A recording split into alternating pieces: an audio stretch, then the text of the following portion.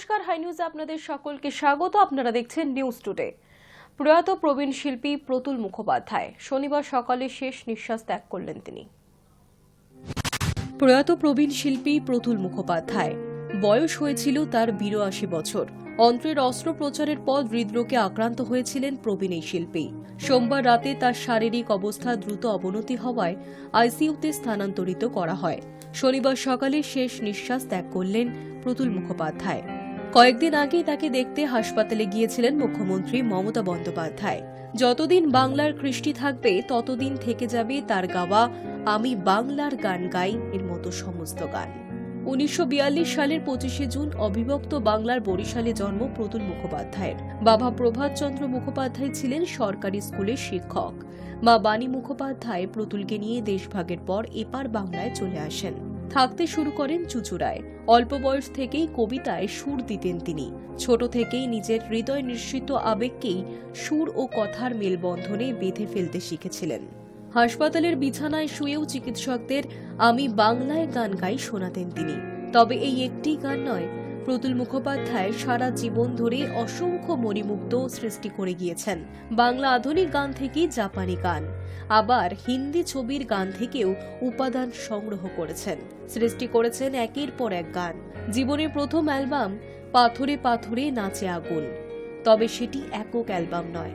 এরপর ১৯৯৪ সালে যেতে হবে, শিল্পীর প্রথম একক অ্যালবাম।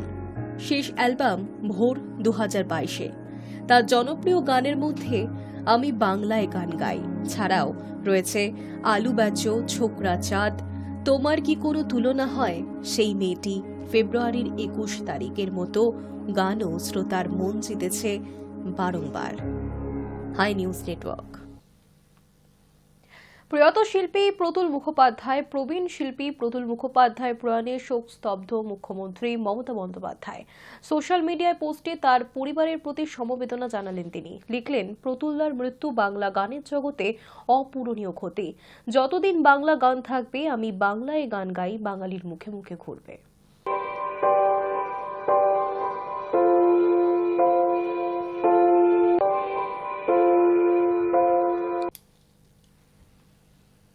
এটিএম জালিয়াতি কলকাতায়। টাকা তুলতে গিয়ে এটিএম কার্ড আটকে যায় মেশিনে, আর তারপরই টাকা লুট দফায় দফায়। এটিএম এর মেশিনেই কার্ড ঢোকানোর পর নির্দেশ মতো পিন দেন গ্রাহক, কিন্তু মেশিন থেকে টাকা তো বার হয়ই না, উল্টে কার্ডটাই আটকে যায় মেশিনে। অনেক চেষ্টা করেও মেশিন থেকে কার্ড বার করা সম্ভব হয়নি। হেল্পলাইন নম্বরে ফোন করেও লাভ হয়নি। কিন্তু তিনি তখন বুঝতে পারেননি তিনি প্রতারকের ফাঁদে পা দিয়েছেন। বাড়ি ফিরে তিনি দেখেন তার মোবাইলে পরপর ঢুকছে অ্যাকাউন্ট থেকে টাকা কাটার মেসেজ। দফায় দফায় ৭০,০০০-এরও বেশি টাকা গায়েব অ্যাকাউন্ট থেকে। খাস কলকাতায় এটিএম জালিয়াতি কাণ্ড নিয়ে উঠেছে নিরাপত্তার প্রশ্ন। শুক্রবার রাতে ঘটনাটি ঘটে সার্ভে পার্ক থানা এলাকার কিশোর ভারতী স্টেডিয়ামের কাছের একটি এটিএমে। অভিযোগ, ওই এলাকাতেই রয়েছে স্টেট ব্যাংক অফ ইন্ডিয়ার একটি এটিএম। শুক্রবার রাতে বলাই সর্দার নামে এক ব্যক্তি ওই এটিএমে যান টাকা তুলতে, কিন্তু মেশিনে কার্ড আটকে যাওয়ায় টাকা না তুলেই বাড়ি ফিরতে হয় তাকে। তবে বাড়ি ফিরে মাথায় হাত পড়ে যায় বলায়। দেখেন দফায় দফায় অ্যাকাউন্ট থেকে টাকা কাটা গিয়েছে। রাতেই আবার ওই এটিএমে ফিরে যান বলাই। ততক্ষণে খবর চলে গিয়েছে সার্ভে পার্ক থানায়। পুলিশ পৌঁছায় ঘটনাস্থলে। জানা যায় শুধু একা বলাইয়ের নয়, এমন আরও অনেকেরই টাকা কাটা গেছে এইভাবে এটিএম থেকে। পুলিশ গোটা ঘটনার তদন্ত শুরু করেছে। সাইবার বিশেষজ্ঞরা বিষয়টি খতিয়ে দেখছে। Hi News Network. বয়সের গেরোয় বাতিল হতে চলেছে হলুদ ট্যাক্সি। তবে পুরনো ট্যাক্সি চালকদের পুনর্বাসন দিতে শহরে একটি বেসরকারি সংস্থা হলুদ রঙের ক্যাব নামাতে চলেছে। ১৫ বছর বয়সের গেরোয় বাতিল হয়ে যাওয়ার পথে হলুদ ট্যাক্সি। তবে পুরনো ট্যাক্সি চালকদের পুনর্বাস দিতে শহরে একটি বেসরকারি সংস্থা হলুদ রঙের ক্যাব নামাতে চলেছে। সিএনজি চালিত ওই ক্যাব প্রাথমিকভাবে সরকারি যাত্রী সাথী অ্যাপের আওতায় পরিষেবা দেবে বলে পরিবহন দপ্তর সূত্রে খবর। হলুদ ট্যাক্সির ঐতিহ্যের কথা মাথায় রেখেই ওই সব ক্যাবের রং হলুদ হবে। এছাড়াও ক্যাবের গায়ে ভিক্টোরিয়া মেমোরিয়াল, হাওড়া সেতু, শহীদ মিনারের মতো শহরের একাধিক ঐতিহ্যবাহী স্মারকের মোটিভ থাকবে। ওই সংস্থা দফায় দফায় বছর কয়েকের মধ্যেই ৩,০০০ এমন ক্যাব নামাতে চায় বলে জানিয়েছে। প্রাথমিকভাবে চলতি মাসের মধ্যে ৫০টি ক্যাব নামানো হবে বলে সূত্রের খবর। জানা গিয়েছে ওই সংস্থার একটি গাড়ি নির্মাণ সংস্থার সঙ্গে ব্যবস্থাপনায় এই ক্যাব চালু করবে। সাধারণ ক্যাবের তুলনায় ওই ক্যাবের উচ্চতা কিছুটা বেশি হবে, ভিতরের পরিসরও সামান্য প্রশস্ত। চালকের নির্দিষ্ট সংস্থার সঙ্গে শর্ত সাপেক্ষে চুক্তিবদ্ধ হয়ে ওই ক্যাব চালাতে পারবেন, তবে তাদের কোনোভাবেই আয়ের উপর কমিশন দিতে হবে না। পরিবর্তে গাড়ির রক্ষণাবেক্ষণ, বীমা এবং অন্যান্য খরচ বাবদ একটি নির্দিষ্ট অঙ্কের অর্থ মিটিয়ে যেতে হবে। ক্যাব সংস্থাই গাড়ি রক্ষণাবেক্ষণের যাবতীয় দায় বহন করবে। কলকাতায় সিএনজি যোগানের সমস্যা দূর করতে ইতিমধ্যে গ্যাস সরবরাহকারী সংস্থার সঙ্গে বৈঠক হয়েছে বলে জানিয়েছে ক্যাব সংস্থার এক শীর্ষ কর্তা। শুধুমাত্র নতুন ক্যাবের জন্য নির্ধারিত এমন সিএনজি পাম্পিং স্টেশন চালুর বিষয়ে আলাপ আলোচনা চলছে বলে সংস্থা সূত্রের খবর। ওই ক্যাব সংস্থা চালকদের সামাজিক সুরক্ষা বিভিন্ন দিকে লক্ষ্য রাখার কথাও জানিয়েছে। রাজ্য সরকারের দিক থেকেও এই নিয়ে সহযোগিতা মিলবে বলে ক্যাব সংস্থার দাবি। পুরনো ট্যাক্সি চালকদের যাতে যাত্রী সাথী অ্যাপ ব্যবহারে সরগর হয়ে উঠতে পারেন তা দেখতে সরকারি অ্যাপের পক্ষ থেকে চালকদের প্রশিক্ষণ দেওয়া হবে বলে খবর। চালকেরা চাইলে ওই প্রশিক্ষণের সুবিধাও নিতে পারবেন বলে জানিয়েছেন সংস্থাটি। নতুন ক্যাব পর্যায়ে সংস্থা চালু হলে কলকাতায় হলুদ ট্যাক্সি চালকদের বড় অংশের সুষ্ঠু পুনর্বাসের ব্যবস্থা হতে পারে বলে মনে করছেন পরিবহন দপ্তরের আধিকারিকরা। Hi News Network. এবছর দোলের দিন শান্তিনিকেতনে হচ্ছে না বসন্ত উৎসব, তার পরিবর্তে 11ই মার্চ বসন্ত উৎসবের আয়োজন করবে বিশ্বভারতী। তবে সম্পূর্ণভাবে নিষিদ্ধ বহিরাগতদের প্রবেশ। এবছর শান্তিনিকেতনে হচ্ছে না বসন্ত উৎসব। দোলের দিন অর্থাৎ 14ই মার্চ শান্তিনিকেতনে হচ্ছে না বসন্ত উৎসব, তার পরিবর্তে 11ই মার্চ বসন্ত উৎসবের আয়োজন করবে বিশ্বভারতী। আর এই উৎসবে শুধুমাত্র বিশ্বভারতী বিশ্ববিদ্যালয়ের পড়ুয়া এবং শিক্ষকরাই অংশ নিতে পারবেন। সম্পূর্ণভাবে নিষিদ্ধ বহিরাগতদের প্রবেশ। শুক্রবার সন্ধ্যায় দীর্ঘ বৈঠকের পর কথা জানালো বিশ্ববিদ্যালয় কর্তৃপক্ষ।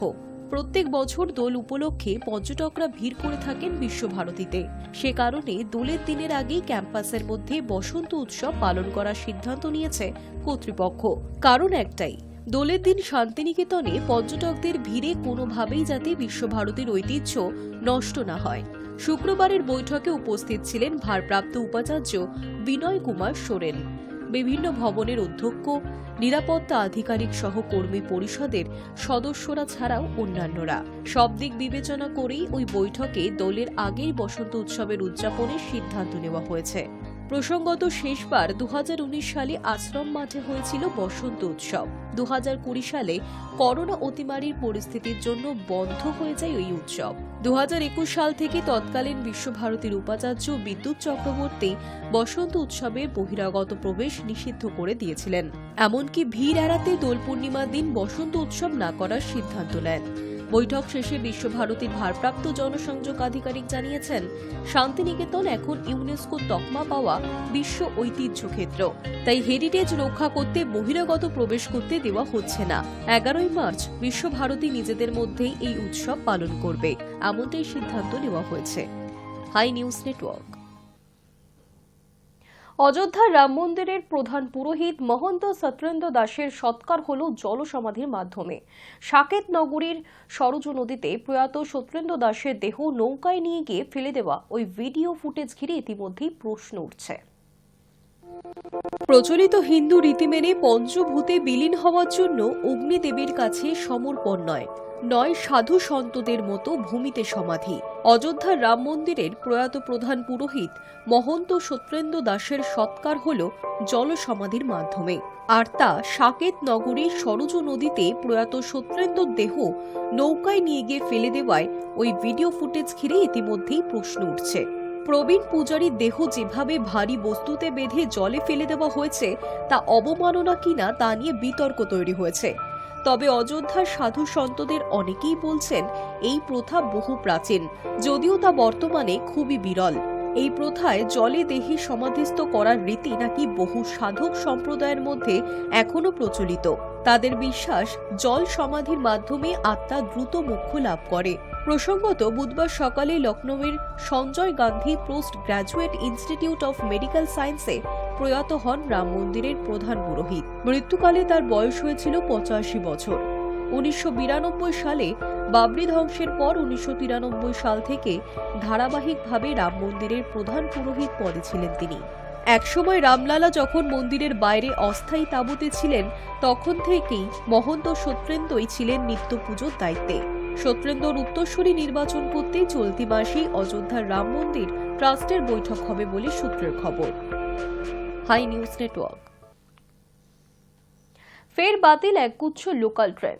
রক্ষণাবেক্ষণের জন্য ট্রেন বাতিলের সিদ্ধান্ত পূর্ব রেলের। শনিবার এবং রবিবার কোন কোন ট্রেন থাকছে বাতিলের তালিকায় দেখুন। সপ্তাহান্তে শিয়ালদা বিভাগে বাতিল একগুচ্ছ লোকাল ট্রেন। রক্ষণাবেক্ষণের জন্য ট্রেন বাতিলের সিদ্ধান্ত পূর্ব রেলের। গোবরডাঙ্গা স্টেশনে আপ ও ডাউন লাইনে শনিবার রাত থেকে রবিবার সকাল পর্যন্ত চলবে কাজ, আর সেই কারণেই শনিবার এবং রবিবার বনগাঁ শাখায় বাতিল করা হয়েছে একাধিক লোকাল ট্রেন। ঘুরপথে চলবে বেশ কিছু ট্রেন। রেল পরিষেবা বিঘ্নিত হওয়ায় যাত্রীদের ভোগান্তি যে বাড়বে তা আর বলার অপেক্ষা রাখে না। শনিবার বাতিলের খাতায় থাকছে শিয়ালদা বনগাঁ আপ 33851, 33859, 33861, 33863, ডাউন লাইনে 33854, 33856, 33858, 33860। নৈহাটি ব্যান্ডেল আপ লাইনে থাকছে 37557, ডাউন লাইনে 37558। শিয়ালদা কেদে আপ লাইনে থাকছে 31929, ডাউন লাইনে থাকছে 31928। শিয়ালদা শান্তিপুর লোকালে আপে থাকছে 31539, ডাউনে থাকছে 31542। রবিবারও বাতিল থাকছে একাধিক লোকাল। বারাসাত বনগাঁ লাইনের আপে থাকছে 33369, ডাউনে থাকছে 33368। শিয়ালদা হাবড়ায় আপে থাকছে 33651, 33653, ডাউনে থাকছে 33652, 33654। নৈহাটি ব্যান্ডেলে আপে থাকছে 37521, ডাউনে থাকছে 37522।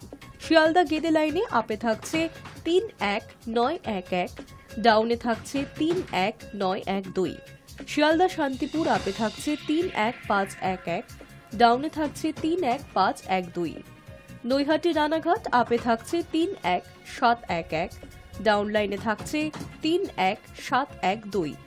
শিয়ালদা রানাঘাট আপে থাকছে 31611, ডাউনে থাকছে 31512। কৃষ্ণনগর সিটি লালগোলা আপ লাইনে থাকছে 31861, ডাউনে থাকছে 31864। লালগোলা শিয়ালদা ডাউন লাইনে থাকছে 53178, আপে 53175। রানাঘাট লালগোলা আপে থাকছে 31773, ডাউনে 31774।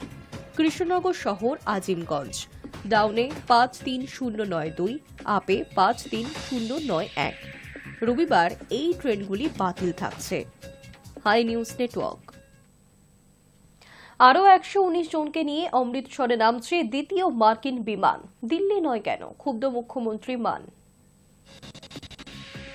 অবৈধভাষী ভারতীয়দের নিয়ে শনিবার রাতে পাঞ্জাবের অমৃতসরে নামবে দ্বিতীয় মার্কিন বিমান। এই বিমানে 119 জন অবৈধ অভিবাসীকে ফেরত পাঠাচ্ছে আমেরিকা। প্রথম ধাপে তারা পাঠিয়েছিল 104 জনকে। কিন্তু অবৈধভাষীদের বিমান কেন পাঞ্জাবেই নামানো হচ্ছে? কেন দেশের রাজধানী দিল্লিতে ওই বিমান নামাচ্ছে না?